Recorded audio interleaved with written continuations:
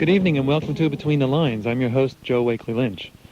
Tonight my guest is a writer who has just had his very first suspense novel published. Joseph Valentinetti is a writer and a private investigator. He's worked at many jobs in life, including stints as a dog trainer with the U.S. Army and as a teacher at the University of Minnesota. His new novel is called Glint, and it's published by St. Martin's Press. Glint is the story of a rare coin, one so unusual that it is not even supposed to be in existence. Quitman O'Neill, a used car salesman, picks up this rare coin from his girlfriend's table. After he goes to a coin shop to explore the coin's value, word gets out to the wrong people that a coin that has been no more than a rumor may in fact be available. A slimy collector who hires a thug who's a bit undisciplined when extracting information tracks down O'Neill. He wants the coin badly, and he doesn't necessarily want to buy it. Quitman O'Neill quickly finds himself in great danger, along with his friends, but they don't all know it, and they don't all survive. Joseph Valentinetti came by the KSPC studios 2 weeks ago for this interview. Joseph Valentinetti, welcome to Between the Lines. Thank you. It's a pleasure to be here. Before you actually wrote Glint, did you think that you wanted to write a suspense novel and then begin to construct your story? Or did the story gradually come to you with you at some point realizing, I've got a novel here? Well, I've been trying to write a novel for quite a few years. I could always get started, but I never could really get to completion on it. I had a character in mind. I had Quitman O'Neill in mind, and I wanted to do something with him. And I wanted him to be a used car salesman. Why was that? I wanted something that was kind of far away from what I do. I didn't want to write a story about a detective, obviously. There's too many of those. But I was in a bookstore around 1990, and I was browsing through books, and I came across something called Black's Book of Coins. And in it, it tells the story about the 1964 D silver dollar, that they started making silver dollars again in 1964, the true silver dollar. It was to be the re-release of the peace dollar. But the price of silver went up so high at that time because of something that was going on in the market that the government couldn't release them, so they melted them down. It occurred to me what would happen if one of these coins got out. So the coin in question in the novel is based on reality. It's based on a fact, yeah. You said that you decided to write a novel about someone who doesn't do what you do. That goes against the age-old maxim of the young novelist who goes to the master and says, what should I write about? And the master says, write about what you know. I have sold cars. I see. So you do know. I know a little bit, but I didn't want to do the private detective solves the crime kind of thing. Yeah. I wanted to do the accidental investigator kind of story. Mm-hmm. I would think that one of the similarities between a private investigator and a used car salesman is that both of those people have to have an ability to size up other people very quickly. Yeah, it's called different things in the two different professions. In cars, it's called qualifying. Oh, what does that mean? It means to look at the person and try to ascertain what they could afford to spend. Based on the way they behave, the way they move, the way they're dressed, the way they speak, and just clues you might pick up from them in general conversation. Mm-hmm. You have to be pre-qualifying all the time that you're working with them so you know which way to direct them. The main character that we've mentioned, Quitman O'Neill, the car salesman, obviously he has a rather unique name, Quitman, yet no one in the novel asks him how he got that name, and you don't explain that to the readers either throughout the course of the novel. Why did you choose not to tell us how Quitman got to be called Quitman? You know, I think that's something I'm saving for the next novel. I see. I'd rather hold that back, okay, if I could. But you have some ideas. I have an idea, yes. I see. It's well, I don't want to. That's fine. That's okay. Fine. And another question about one of your other characters. I won't reveal the entire plot and all of which happens in your novel. Do you mind if I say a little bit about the person who is pursuing the coin? Not at all. There's a character, Mr. Lyman, who's a coin collector. And when he learns about this, the existence of the coin, the silver dollar, 1964 silver dollar, he becomes very determined to acquire it. He's, as I said, he's a very slimy character. And late in the book, he struck me as very much like Sidney Greenstreet. Mm-hmm. And there's a line that he says to Quitman that struck me as very much out of, I think it's the Maltese Falcon. Probably. I'm influenced a lot by... I'm having a hard time with his name right now. Do you remember his name? The character's name has escaped me. Oh, Gutman in the... Gutman, that's right. In the book. Right, in the Maltese Falcon, I think. Yes. Yeah. And, yeah, he is a little bit styled on that character, and on the character in the book itself, because the movie follows that book very closely. The only character they really vary in the movie is they vary Sam Spade. I see. So, what are your influences in terms of writing suspense novels or mystery novels? Raymond Chandler, of course, Elmore Leonard. I read Sue Gafton, but I have more influence in my writing, I guess, from mainstream kinds of things, from Updike or Sinclair, Joan Didion. I've read Joyce Carol Oates. I can't read them as fast as she can write them, but... Well, what is the difference between, in the ways that these two groups of writers influence you or shape your thinking? The mystery writers on the one hand, Elmore Leonard, Raymond Chandler, and the other novelists like Updike or Didion or Joyce Carol Oates. The mainstream novelists, I think, go more to the depth that you develop in characters, and the mystery novelists go more to directness and terseness of style. Or Which of them do you find yourself spending the most time reading? I read more in the mainstream. Have you considered, or are you toying with the idea of writing a more conventional novel and leaving the suspense genre? I'm having fun with the suspense thing right now, but I have always toyed with the idea. Before I did this book, the thing I was trying to write, I think, was a kind of a mushy, sentimental kind of piece, and I think that this mystery writing, with its terseness and its directness and its demand for turning things over quickly and getting to the point, will be good training when I do try to do something more mainstream. One of the questions I wanted to ask has to do with having published your first suspense novel. Suspense novels and mysteries are wildly popular. People buy them in great numbers. But even though they are so widely published in a sense, it's incredibly difficult to get a manuscript in that area accepted by a publisher. When you read in, like, Writer's Digest or something like that, advice to writers, and they tell you, this is popular, you should be trying to do this, or you should be trying to do that. If you turn to the listings of what people want to read and the different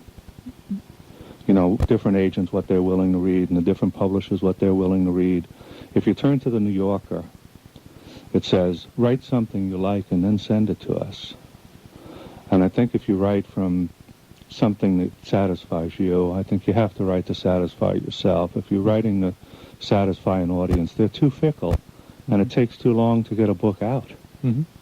To really hit that on the head, by the time you've written your thing about the mutant strain of germ, and it's been published, the society's onto something else. They don't care about that anymore. What do you think it was about your novel that led the publishers to accept it? Because they turned them down. Luck. How so? I don't know. I sent it all over the place for a long time and finally got an agent interested in it. And she got me hooked up with an editor, and the editor and I worked on the novel. I turned it back over to the agent. She suggested a few more things, and I did those. And within 60 days, it sold. So it was... I couldn't have done it alone. The book is really a work.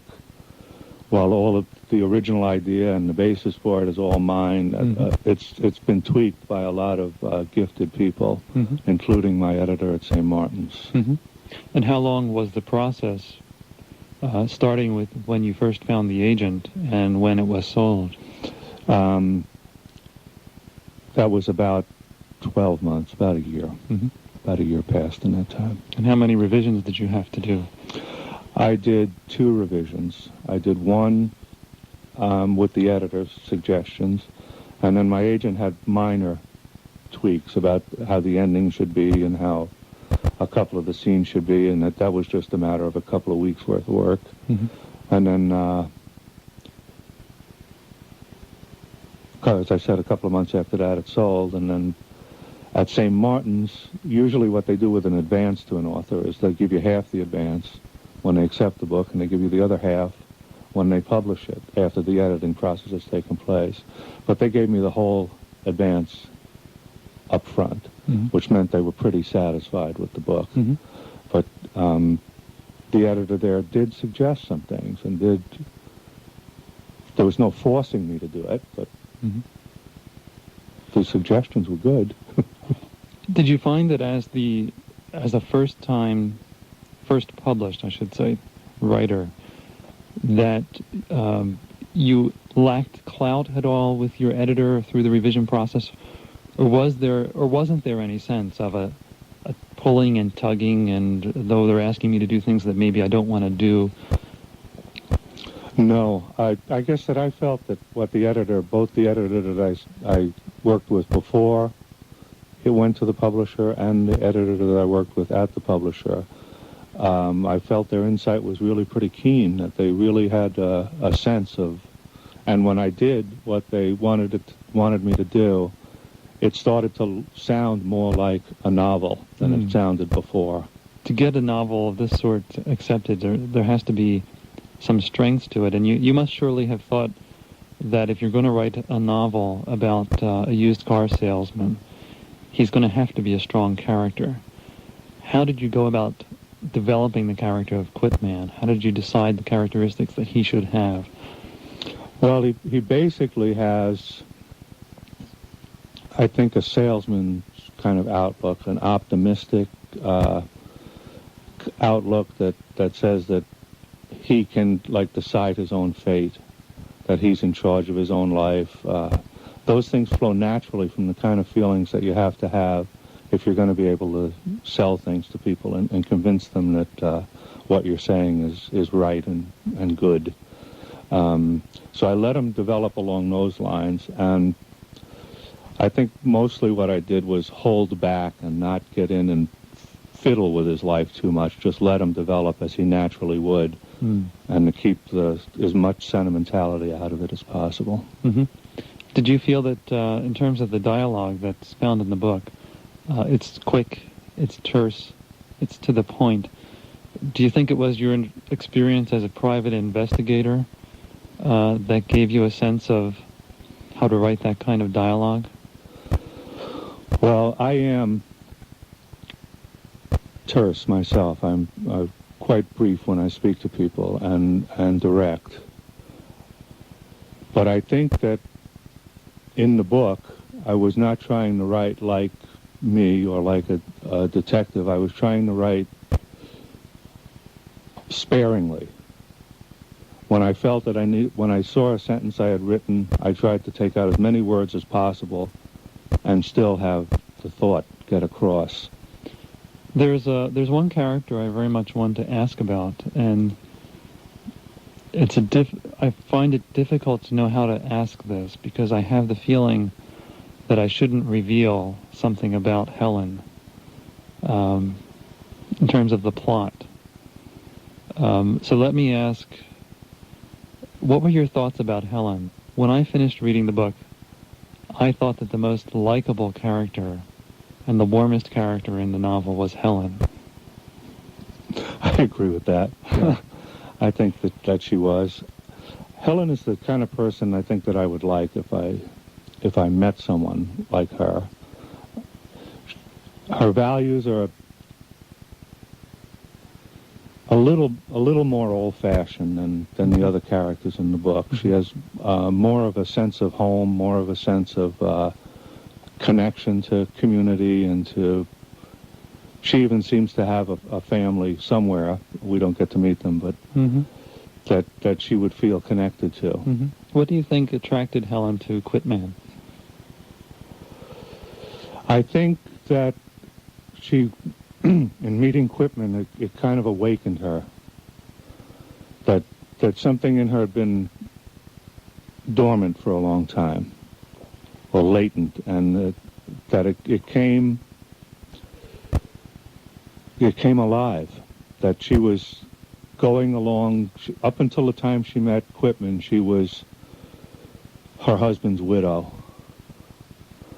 She was still back in that relationship, and this meeting Quitman and the new sense of life that brought into her opened her up. And I'm not saying that that's because she met a man. I'm not implying that at all. But it was a life-changing or affirming or whatever kind of encounter. You know, it could have been that she walked into a museum and saw something, but it was meeting this man. You know, perhaps we should say that when the book starts, Helen is already a widow. Her husband has already died. And she meets Quitman when she comes to buy a car at the lot. Right. And a relationship develops from there. Yeah. Do you miss her? Helen? Yeah. Do you miss your characters after you've written about them? That's a good question.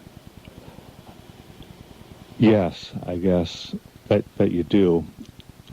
I think about them from time to time. I think about Helen occasionally, but I think about Quitman and Maria and where they're next going to run into each other and what would happen to them and what would have changed in their lives. And they occur to me like people that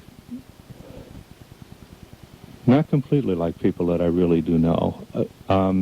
There's something more substantial about it because with a real person, I wouldn't second-guess their life. You know, I wouldn't say, this is what I expect them to be at this point, or could they be this at this point. I just accept them for what they are. But with my characters, I can manipulate that a little more.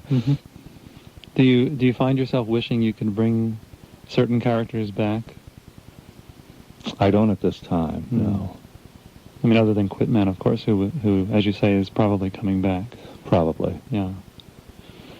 There's a section of the book I wonder if you would read, and it comes up early in the book. Perhaps we need an introduction to the scene. All right. This is the point at which Quitman enters the coin shop with the coin in hand. He's already picked up the coin at Helen's, and he has it with him. A scrawny, spectacled man looked up from the rear of the shop, his right eye exaggerated by the spectacle loop in front of his lens. He inspected Quitman for a long moments, then returned to his work without a word. Quitman inched along the glass cases, inspecting the coins. Each coin had been carefully encased in a seal, plastic bag, and stapled to a descriptive card.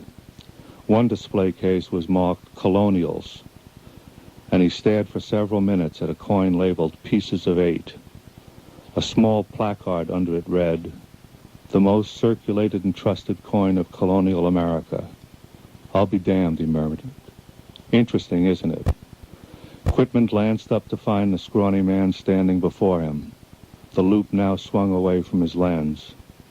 His less-than-white dress shirt hung from his shoulders as though it was still on a hanger rather than a body. His face hung, expressionless, in the air. "Very. Are you a collector?" the precise voice asked. "No, I don't know anything about it. Just a little curious." About anything in particular? No, well, yes. Got any coins from 1964? I realize that's not very old, but like I said, I'm curious. Yes, I do. Follow me, the eroded little man said. He led Quitman down the aisles of glass cases to one in the rear. He reached inside and produced a square of blue felt that cushioned 6 brilliant coins. You may view them through this, he began, handing Quitman a lighted magnifier for a more satisfactory inspection. He took a step back and bowed his head, perhaps to be obsequious. He grinned slightly, apparently happy with his invisibility. Quitman studied the coins haphazardly, not knowing what to look for. Except for being very shiny, they were much like every other coin he had ever seen. Sensing his confusion, the little man unclasped his skeletal fingers and stepped forward. Flip over the $50, the 50-cent piece there on the lower right, and look at the reverse, just below the olive sprig. You mean the tail side? Quitman turned the coin face down. The little man smirked. Yes, the tail side. What about it? Do you see the letter D printed there? Quitman squinted through the magnifier. What's it mean? It simply means that it was minted at the Denver facility. Denver? Yes, and the fact that it's noted on the reverse gives that coin some small margin of value. Really? Not much, you understand. But 1964 to 1967 are the only 50-cent pieces with the mint identification on the rear.